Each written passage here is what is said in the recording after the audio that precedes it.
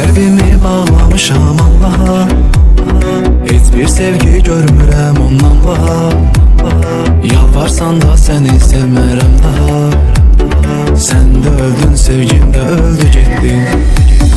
Sən gedəndən yağdı qəmli yağışlar. İnanmıram Allah səni bağışlar. Heç yadımdan çıxmaz həmin baxışlar. Gözlərimə son dəfə baxdı getdi.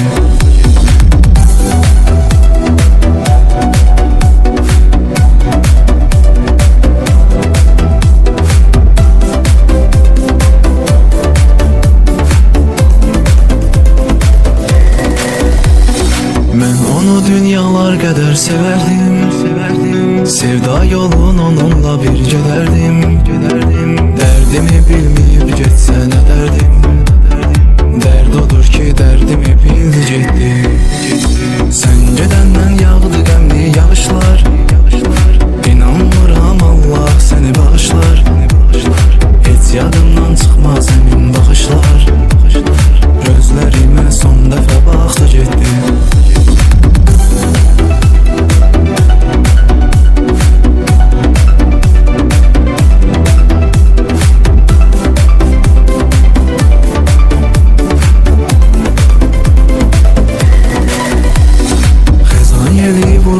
Can çiçeğimi tut etti her arzumu, her dileğimi.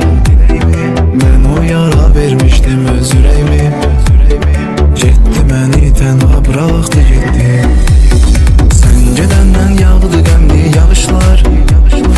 İnanmıram Allah səni bağışlar. Heç yadımdan çıxmaz həmin baxışlar. Gözlərimə son dəfə baxdı getdi.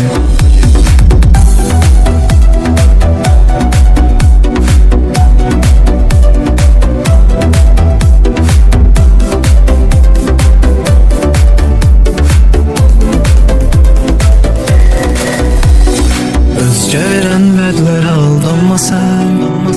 Sevirsən sev mənim kimi yanma sən. Sənsiz həyat davam edir sanma sən.